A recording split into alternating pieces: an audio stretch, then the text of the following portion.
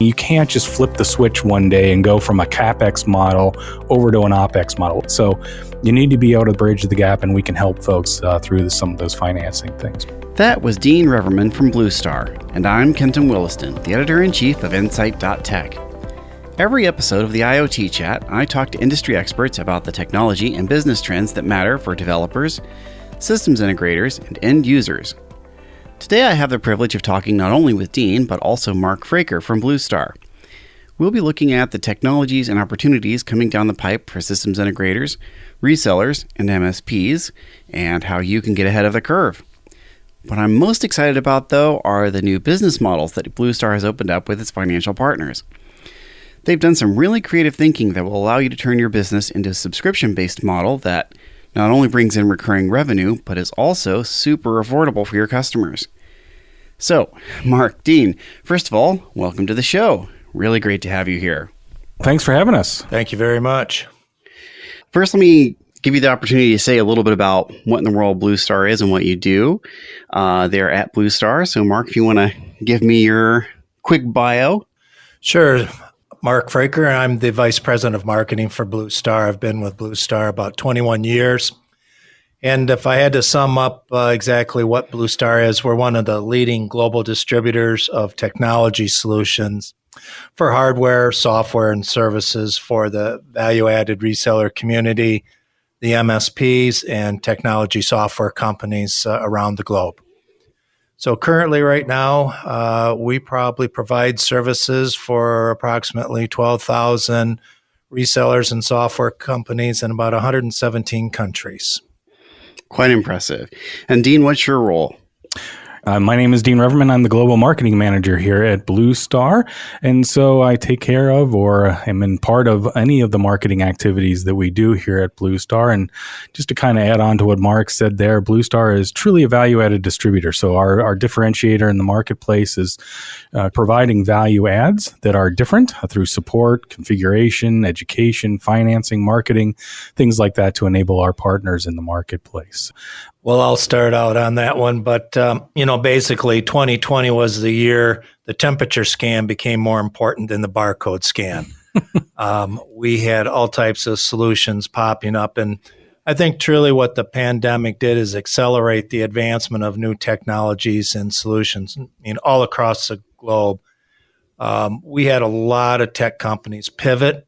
They created new solutions. And, I have to say it was both for essential and non-essential businesses. And they had to do this because of all the unique dynamics of 2020. Now, with that said, I think there's going to be a carryover into 2021 and for years to come because this acceleration of these newer technologies is going to continue. And it doesn't matter if we're talking about temperature scanning, to last mile delivery, to facial recognition, to social distancing, to curbside pickup, smart lockers. It was all over across all verticals. And I think what we're seeing is that there's also a major blending of the technology. So you have older technologies that are being blended in with the newer technologies. And this is coming from a younger group of folks that are creating these new solutions as we move forward. So, Dean, maybe you have something you want to add to that. No, absolutely. I think you're hitting the nail on the head there. I mean, not only is there a blending of technologies, but to Mark's point, there's new opportunities out there as well. When I think about it, Kenton, when you think about the new opportunities that solution integrators should be looking at, growing your tech stack is definitely a part of that, right? I mean, today, unlike before, and we've seen some of the just acceleration that is happening in the marketplace as it relates to needing to bring on new opportunities and taking those opportunities to market very fast. You have to be sensitive to the tech stack that you have, that you're operating within.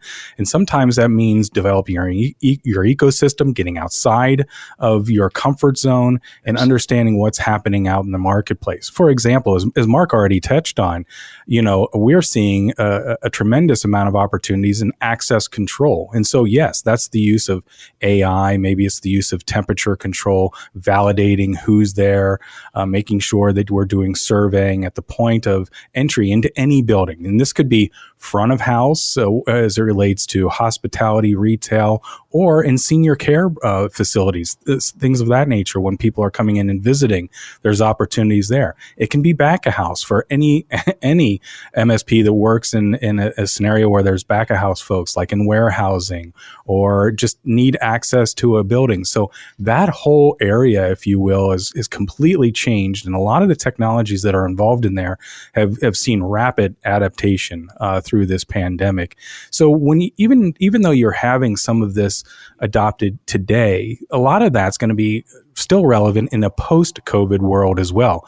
Access control is not going away. The need to be able to monitor who's in, who's out, why are they there, those types of things, that's still going to happen.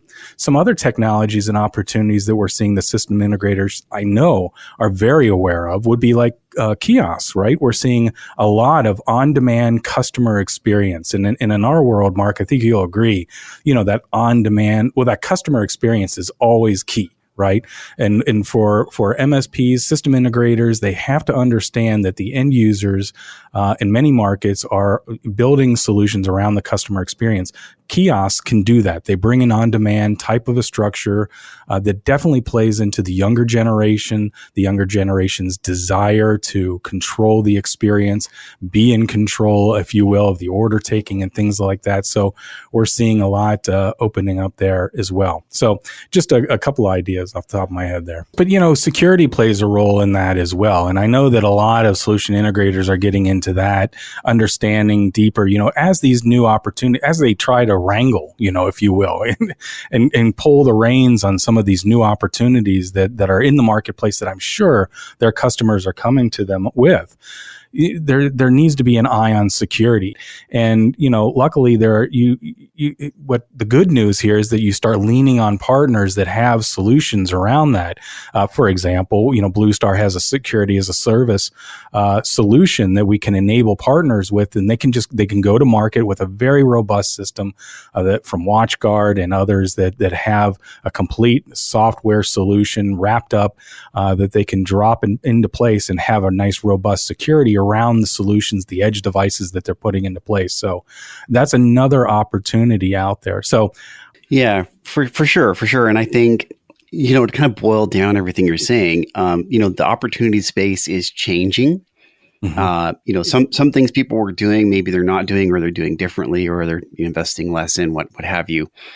But there's also a tremendous amount of opportunity across pretty much every market segment for new applications. And, to the point that Mark was making, especially as folks are looking to move into a new phase of business, whether that's a restaurant, hospitality, or whatever the case might be, there's going to be all kinds of new requirements, whether that's government mandated or just, good business practices that will require some new investments in technology. And I think that's a pretty exciting thing for resellers and systems integrators to be able to take advantage of. But I think there's going to be a few things that are required for folks to be able to fully take advantage of these opportunities. I think part of it you touched on is that there's going to be a lot of new technologies that are needed. So, things like AI for things like, ensuring people have got their masks on properly, or things like the security aspects you mentioned that, may not be things that folks have been implementing before. So I'd love to hear what you see as being the biggest challenges facing systems integrators and resellers and the like for implementing these new technologies, where the biggest stumbling blocks might lie. I'm going to say the first one is the financing. The reason I say that is because the solutions that are coming out, and we talked about this earlier, are based on a consumption model. And that consumption model is no longer just time. Like if you use the software another month, well, then you pay for another month of the software. And these new technologies, it's consumption of X, and X is all different kinds of things. An example of that would be in blockchain solutions. that consumption of X, where X is, in some cases, a number of gigs that are locked down and secured, whereas in another blockchain solution, it might be the number of transactions.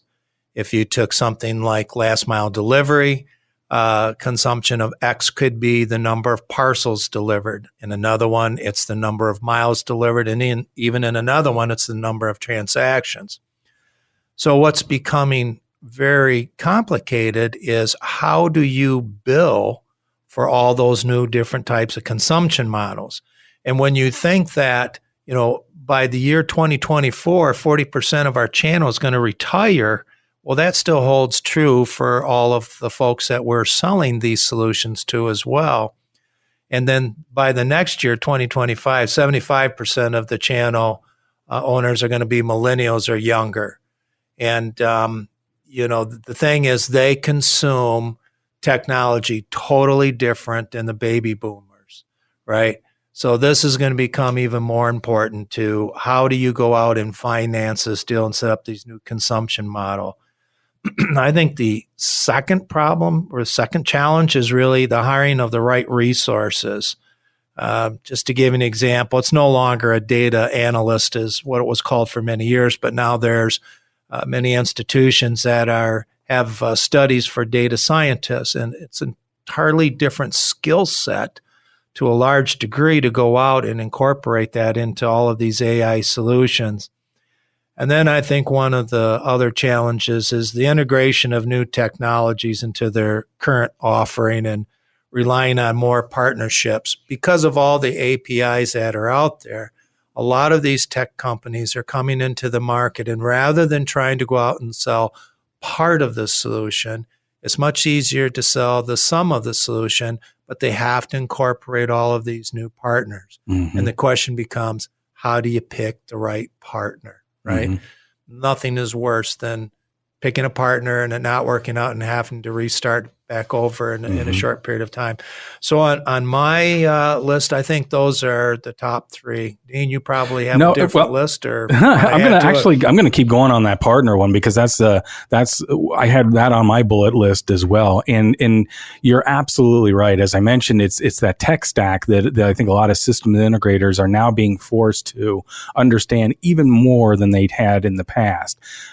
Developing that ecosystem, as you stated, Mark, is so very critical.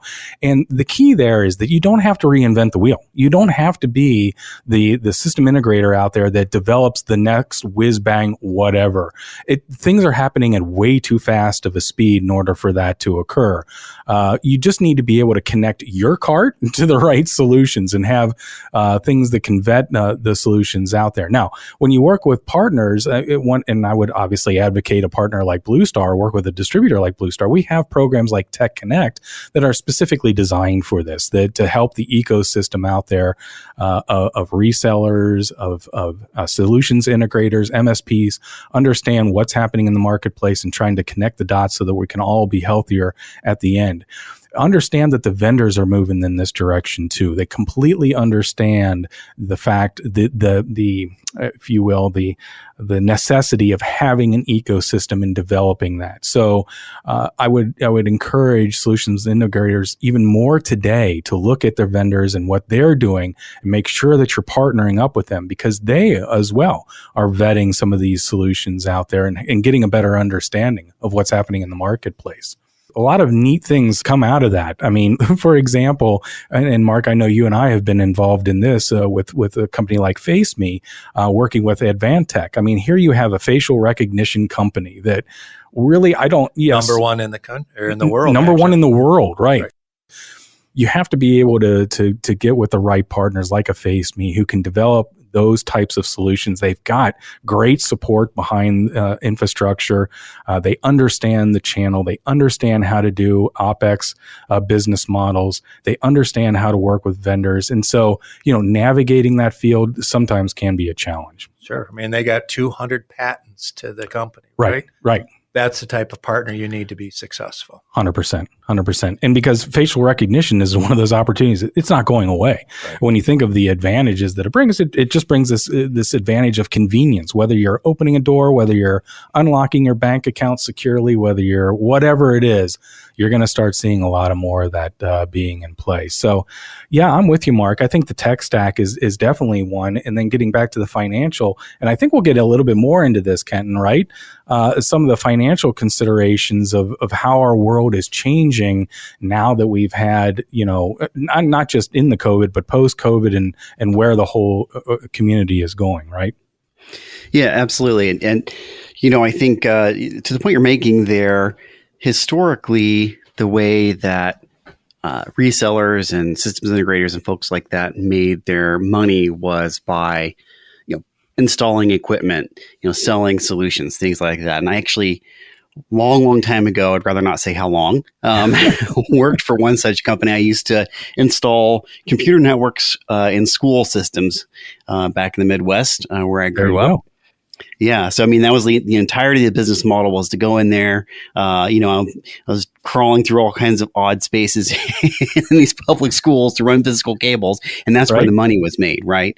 Yes. And of course, there's still money to be made that way. But to the point that I think you were hinting at, I think that the way the business models are evolving for systems integrators, resellers, MSPs is that there's a greater opportunity to, instead of having everything driven by CapEx, be driven by OpEx. So I'm wondering if you could say a little bit more about, why that trend's happening and what it is that you think folks need to do to be able to successfully make that transition in their business model. Yeah, agreed. I think the biggest challenge around that for the tech companies is it's not just the services and software that are put into a subscription model, but you need to incorporate the hardware. And that's what's being demanded by the younger generations. They grew up with it, right, through the cell phone companies and such. The hardware was included in the program that was out there. However, when you start talking about purpose-built equipment, that's used in these solutions that are going outside, inside freezers and out into the hot sun and such and being dropped and weather and everything else, the equipment's more expensive. And when you have that, there's not a lot of companies out there that are getting involved in having some type of subscription service where you can have hardware, software, and services. Mm-hmm.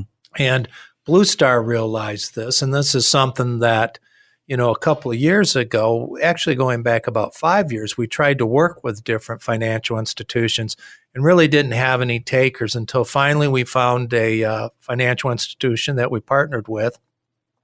And now we have the ability to take hardware, software, and services to any percent mix and match that you have and go out and offer them as a subscription-based or OpEx solution.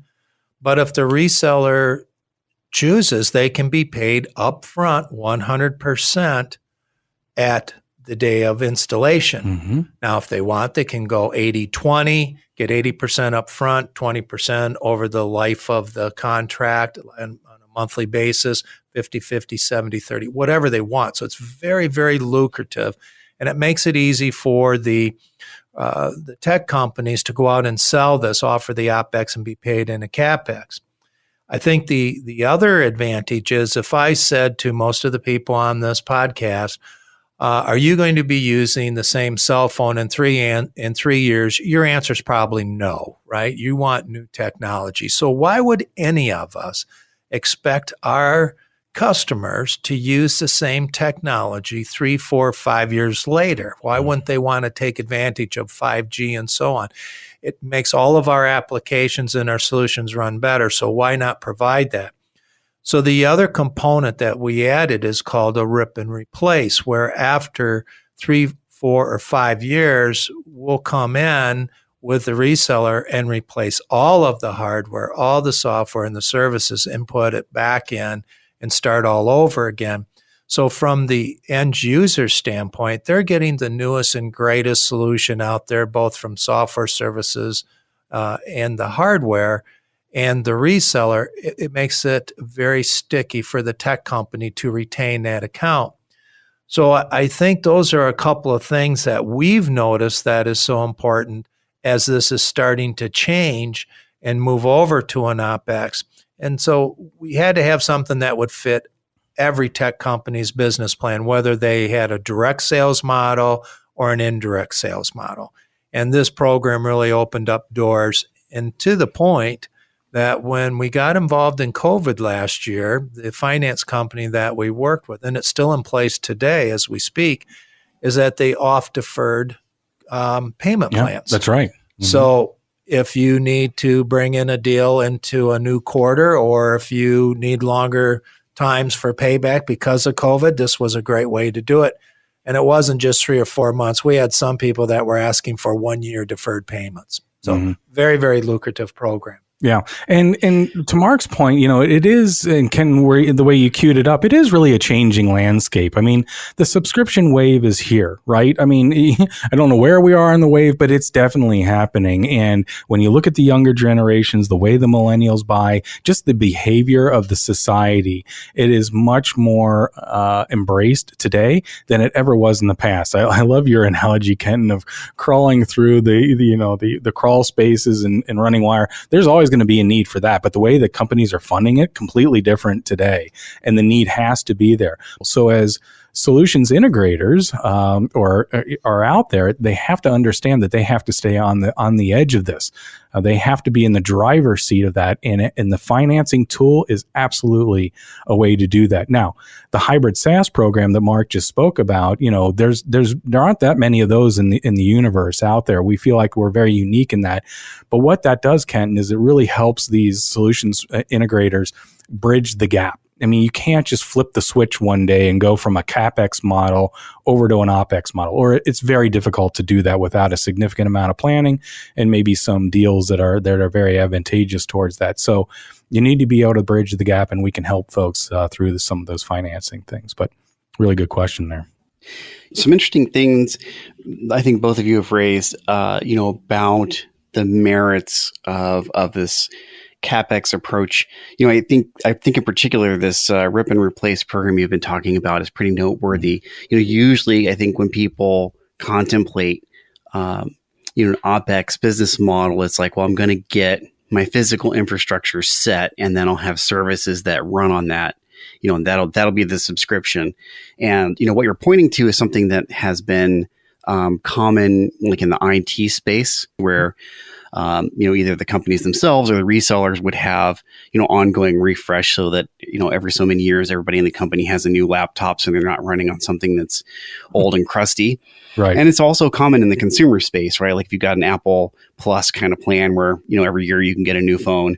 And I think it just makes sense for the, the commercial IoT kind of space as well, because to your point, the hardware does change rapidly. And, new generations, whether it's the communications or the processing performance, like, we've been talking about AI a lot, for example. Mm-hmm. And right now we're in a very hot development time for what kind of AI capabilities are possible through the hardware. So, what's going to be possible 2 years from now is going to be different, very different from what's possible today from a hardware perspective. So that all totally makes sense to me. And if I could, not just that, but let's also remember or recall, right, Mark? We can, through a program like hybrid SaaS, you can, and the solution integrator needs to understand this, not just the hardware, not just the software, which are important, but also services. Like a lot of times, the training is a part of the services that they're providing, not only just initially, but ongoing as well. So those services that these solutions integrators are providing today, those can be wrapped into these OpEx solutions as well. And that's a critical point there. Something that I've been thinking about, hearing, this very radical shift in how resellers, systems integrators, MSPs can approach their model is, how do you approach your customer and say, hey, we want to do business a little differently? Or are the customers, raising their hand, or, what does that sales pitch look like to actually make that very, very new kind of business possible? I think sometimes it comes down to the solutions that are out there. I'll give you a great example. So for hospitality in 2020, we saw some decline in the technology spend, but not as great as what we saw. We saw a shift in the technology spend. So rather than that technology spend coming within, let's say, for point of sale, 20 feet inside the front door, it all went outside to the curb, and that technology spend was for VoIPus or click and collect or Ropus and also curbside pickup, everything. Mm-hmm. So I think when that happens, what's driving it is how those solutions are coming to market. And so they're saying, look, we can make this affordable for you because the solution that we're providing has a great ROI on a monthly basis. I mean, I've seen some of the tech companies go in there and say, you can have a curbside solution for the same cost as drinks for a 4-top in your restaurant per day. And when you start talking that type of solution for the hospitality entrepreneur, that makes a tremendous amount of sense for them. I think that you're seeing it as in supply chain and in the DC world, as automation is driving the bottom line of supply chain, for example, right? Yeah. When you start talking about autonomous vehicles inside a warehouse or the amount of carousels that are going in and such, they're doing it because of the labor force that just can't hire the people to come in and do it. So what they have to do is make their employees much more efficient. I think one of the best stories around that would be where one of the big box hardware stores brought in some robots with screens on the front, and people could walk inside the front door and they were greeted by a robot that said, "What are you looking for?" And someone could hold it up in front of the screen and it would say, "That is called a such and such here. I can take you to where it is." Mm-hmm.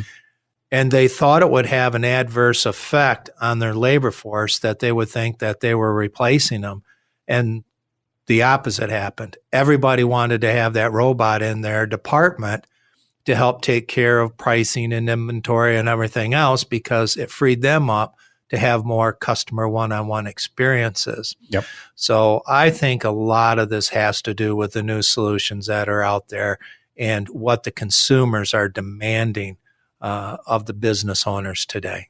Yeah, it's that age-old pivot, right? Right. You always think, Absolutely. these robotics are coming in and they're going to replace, but you're absolutely right. And we've seen that in other instances as well. But getting back to the point, I guess, on the OpEx, you have to be able to have some financial flexibility in order to offer those types of solutions. And those solutions are very, very rapid. And Kenton, as we mentioned earlier, that it's that tech stack as well that the solution integrator is walking in the door with. The solution providers today have to be flexible in offering a broader scope than maybe the niche that they've been in for a very long time. It may manifest itself in robotics or automation, as Mark just mentioned. It could manifest itself in a lot of different ways.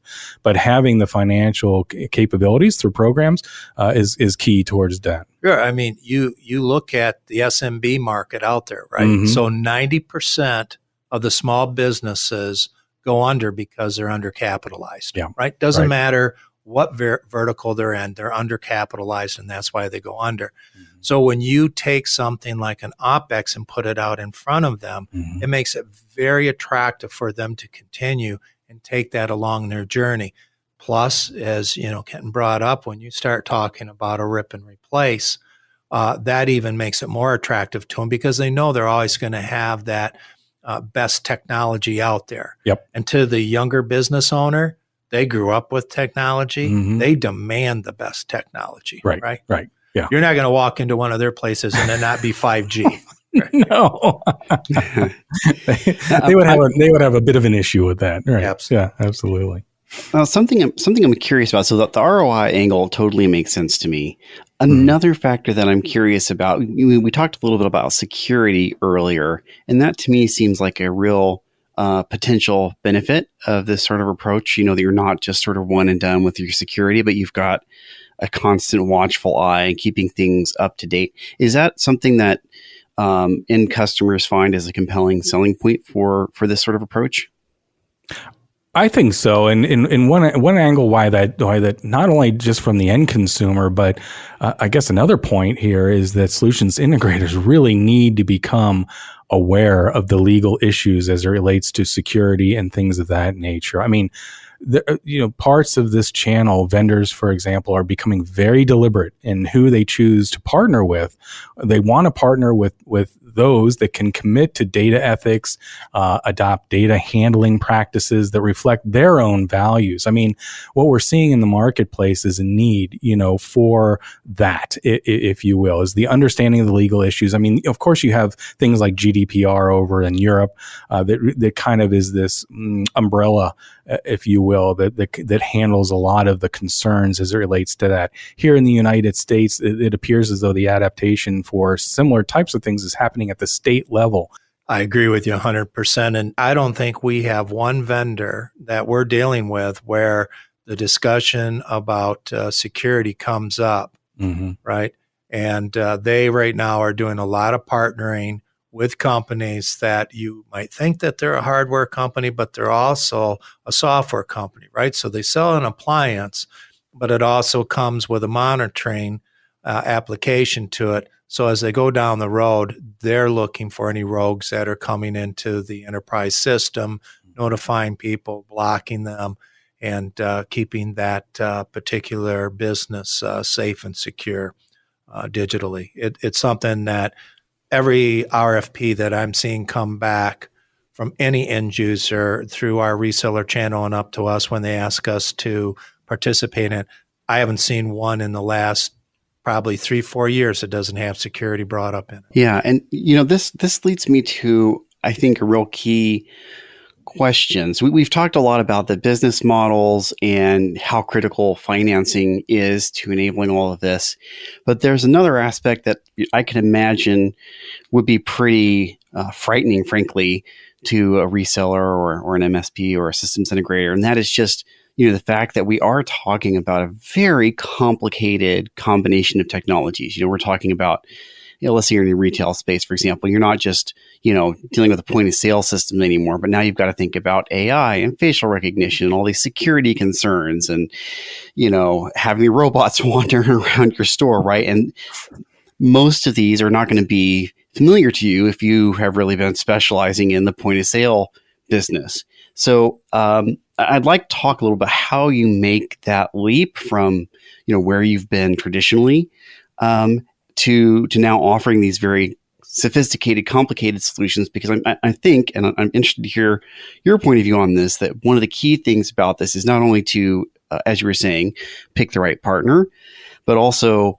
that those partners need to offer more kinds of holistic solutions. So like one of the things we've talked a lot about on the insight.tech website, which I hope everyone will pop over and visit after listening, are some Intel certified solutions known as Intel Market Ready Solutions. And the whole idea of those is that this is something that's already been deployed, more or less in the form that's going to be offered to you. And that you can, with confidence, say, yes, this is ready to roll out at scale. And it's going to include the hardware, the software, the services, the security, all this kind of good stuff. So love to hear your thoughts on, how do you incorporate all these fantastically complicated and sometimes new technologies? I'm going to go back about 12 years. So this has always been a problem. As technology has advanced, it has gotten more complicated, especially as you have a lot of these technologies blending together. It's blurred over the different lines of technologies. And we created, in fact, we hold the trademark on what we call in a box.